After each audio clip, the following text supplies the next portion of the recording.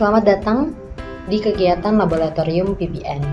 Pada kesempatan kali ini, kita akan mempelajari bersama mengenai monitoring intake dan output. Berdasarkan sumber dari Potter Perry 2010, monitoring balance cairan atau intake dan output merupakan suatu tindakan mengukur jumlah cairan yang masuk ke dalam tubuh atau yang disebut intake dan cairan yang keluar dari tubuh atau yang disebut output. Monitoring ini biasanya dilakukan setiap 8 jam. Jika di rumah sakit, perawat biasanya bekerja 3 shift, maka setiap perawat bertanggung jawab untuk melakukan monitoring tersebut. Setelah melakukan perhitungan selama 24 jam, biasanya pada pukul 00 perawat akan menghitung keseimbangan cairan pasien atau balance cairan pasien. Nah, hasilnya nanti akan didapati positif atau negatif. Artinya, jika positif, menandakan bahwa intake lebih besar daripada output. Sedangkan, jika negatif, menandakan bahwa intake lebih sedikit daripada outputnya.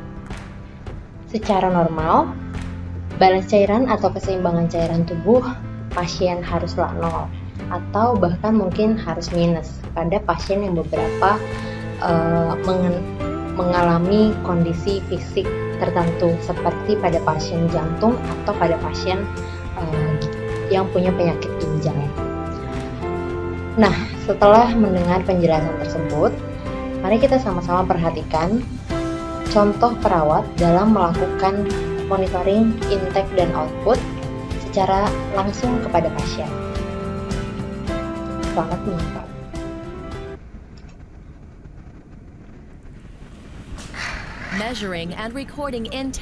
Sebelum masuk ke ruangan pasien, pastikan tangan kalian bersih dengan menggunakan 6 langkah cuci tangan.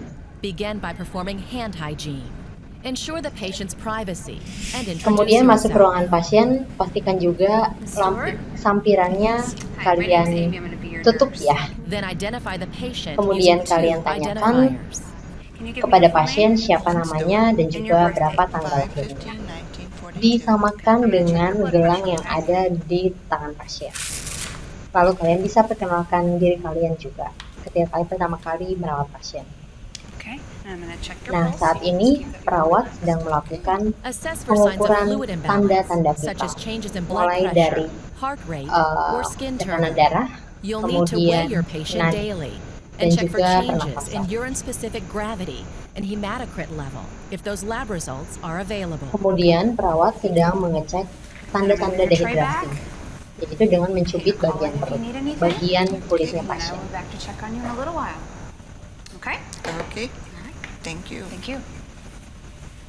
Steward, are you finished with your tray? Yes, I am. Okay, I'm gonna write Setelah down itu what you perawat took in, masuk okay? ke dalam kamar setelah pasien habis menghabiskan Measure makanannya. and record the patient's entire fluid intake.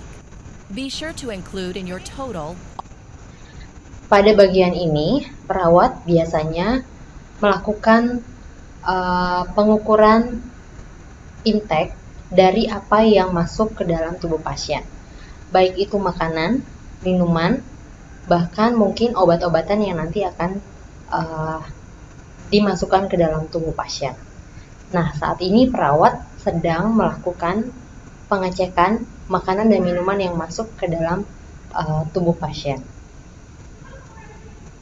All liquids consumed or administered. Foods like gelatin, custard, ice cream, popsicles, and sherbet or sorbet are easy to overlook as sources of fluid. Even the fluid in ice chips must be counted as intake. Note that 100 milliliters of ice chips is equal to 50 milliliters of fluid. Ya, jadi sekalipun makanannya dalam bentuk es, itu pun tetap dihitung. 100 ml ice chip itu sama dengan 50 ml cairan. Okay. I'll get it out of your way, all right? Okay. Do you need anything else? No, I'm fine, thank you. Okay. Ya, biasakan setiap kali selesai tindakan, tawarkan apa yang menjadi kebutuhan pasien. Kemudian, perawat akan membawa makanannya, tempat makanan kotornya, ke tempat troli yang kotor. I'm gonna just scan your bracelet. Nah, saat ini perawat akan melakukan pemberian obat sirup kepada pasien. Yang pertama adalah mengidentifikasi gelang nama pasien dan juga buku medical record yang pasien miliki. Any liquid medicine the patient receives, such as antacids, as well as the water or other fluid she drinks to take her pills, are counted as intake as well. Okay.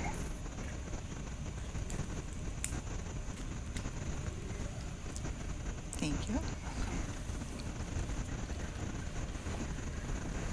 To make sure your measurements are accurate, record them right away. Ya, untuk memastikan bahwa apa yang kalian berikan kepada pasien itu sesuai, maka tuliskanlah segala sesuatu sesuai dengan apa yang kalian berikan. Misalkan 20 ml obat, maka kalian pun harus menuliskan 20 ml obat. 30 ml misalkan air yang diminum pasien untuk minum obat, jadi kalian pun harus menuliskan 30 ml air yang diminum oleh pasien. Sedetail itu dan seakurat itu ketika kalian harus menghitung monitoring balance cairan. Okay, do you need anything else? No, fine. Okay, thanks. If the patient is receiving an infusion of Selanjutnya, setelah kita melakukan perhitungan obat dari apa yang masuk ke dalam tubuh pasien, kita juga melihat bahwa pasien terpasang infus dan juga beberapa obat dari infusan. Nah, saat ini kita pun harus melihat berapa banyak cairan yang masuk ke dalam tubuh pasien. Yang pertama adalah infusan. parenteral fluids, tube feedings, total parenteral nutrition, or blood components. Measure and record those amounts too. Ya, jadi selain obat-obatan yaitu infusan atau misalkan obat yang masuk melalui siring, kalian pun harus memasukkan cairan yang mungkin akan masuk melalui selang makan pasien jika pasien terpasang selang makan. Kemudian juga jika pasien mendapatkan terapi transfusi darah, itu pun harus dimasukkan ke dalam balance cairan. Jadi, apapun yang masuk ke dalam tubuh pasien, kita harus hitung berapa besar cairannya yang masuk. Be sure to explain the need for I&O data to the patient and her family, and assess their ability to participate in the process. Ask the patient and family to use the call light if the patient becomes incontinent, vomits, or Kemudian, masuklah kepada tahap monitoring output. Pada tahap monitoring ini, kita juga bisa berkolaborasi dengan pasien ataupun keluarga pasien.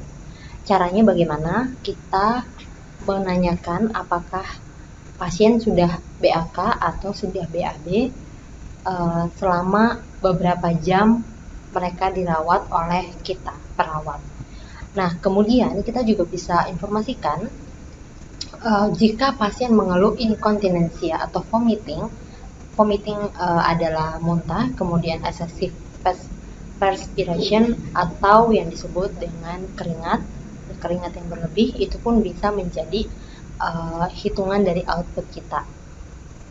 Selanjutnya, saya akan memberikan tugas kepada kalian untuk pembuatan terminologi. Silakan kalian cari tahu apa arti dari terminologi inkontinensia dan apa saja tanda-tanda dari inkontinensia ini. perspires excessively.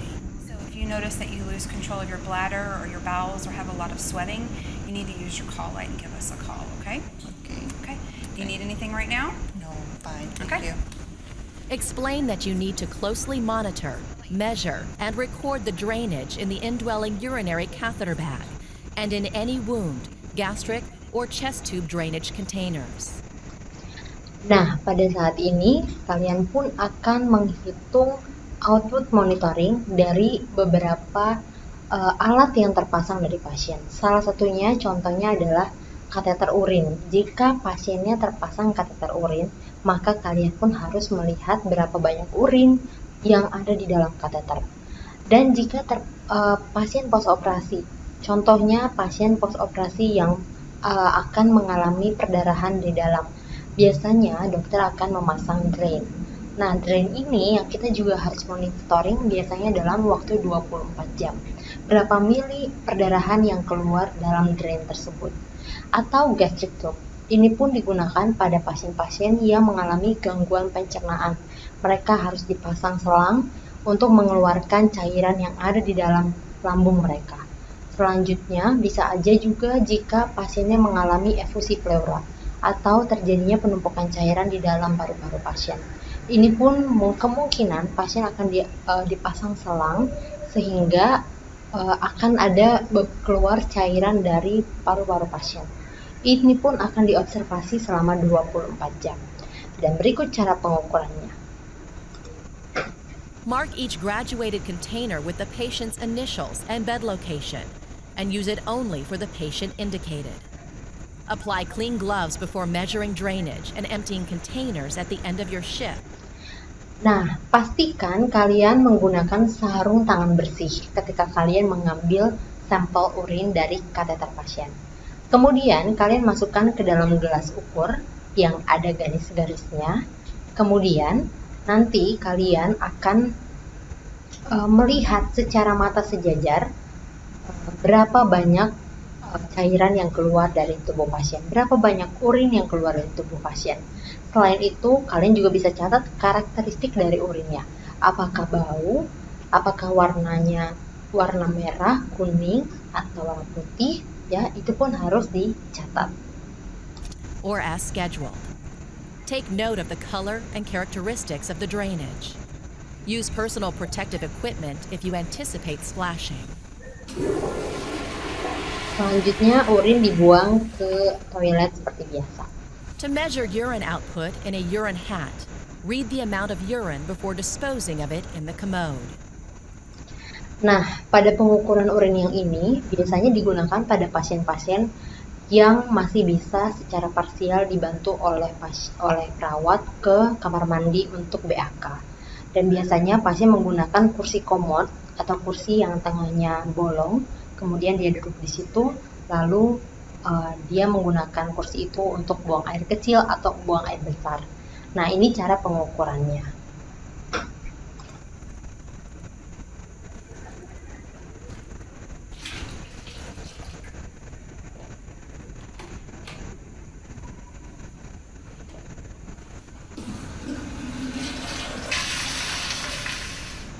If your patient has an indwelling urinary. Nah, ini merupakan salah satu contoh pengambilan sampel pengambilan urin dari kateter, ya. Catheter. Observe the color and characteristics of the urine in the tubing and drain. Sama seperti pengambilan urin yang tadi, observasi karakteristik urinnya, warnanya, baunya, dan apa yang kalian dapat silakan kalian catat. Bentuk kateter beda-beda, jadi nanti kalian akan belajar di lapangan apa saja dan bagaimana cara membuka tutup dari ujung selang kateter. Dan yang pasti, kalian pastikan menggunakan sarung tangan bersih. Drainage bag. Sometimes a measuring device is part of the drainage bag. Otherwise, measure the urine using a graduated container. If your patient has a chest tube, measure the Nah, ini adalah alat yang digunakan untuk mengeluarkan cairan dari paru-paru atau yang disebut dengan WSD. Nah, bagian ini juga biasanya diobservasi 24 jam oleh perawat, kemudian nanti tinggal kalian tandai di bagian mana terjadi penambahan cairan.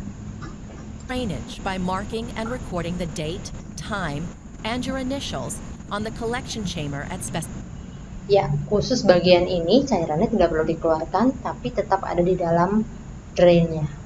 specified intervals. Change the collection device when it becomes full. Use a specimen container or graduated cylinder to measure the drainage from a Jackson Pratt drain.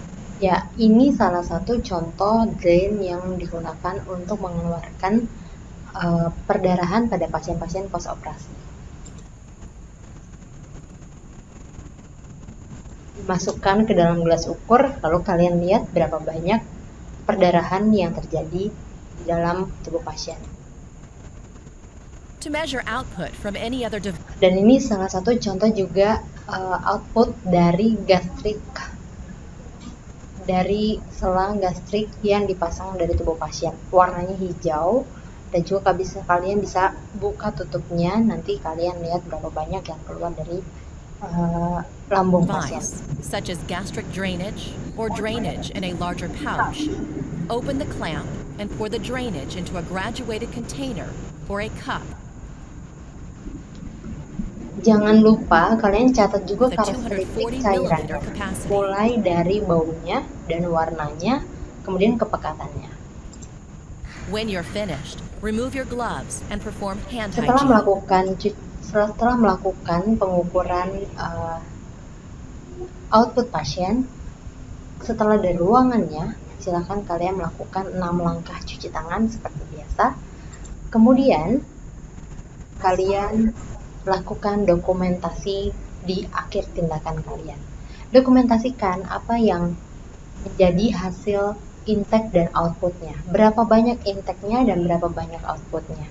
Setelah itu barulah kalian bisa mencari balance cairan pasien. As part of your follow-up care, note the patient's I and O balance or imbalance and report to the healthcare provider a urine output of less than 30 milliliters per hour or any significant change in the patient's daily weight. Ya, jika ada perubahan intake dan output atau ketidaknormalan seperti jumlah urin yang kurang dari 30 ml per jam, maka kalian harus laporkan ke dokter yang menjaga pasien. Sehingga dokter bisa mengevaluasi apakah pasien memang mengalami gangguan pada proses perkemihannya atau terjadi sesuatu di bagian dalam tubuh pasien. Sekian sesi pembelajaran kita pada kali ini. Ketika kalian ada hal yang ingin kalian tanyakan atau kalian belum mengerti, silakan kalian tanya kepada CE ataupun kepada tutor yang akan membantu kalian dalam menyelesaikan setiap tugas yang sudah diberikan. Sampai jumpa.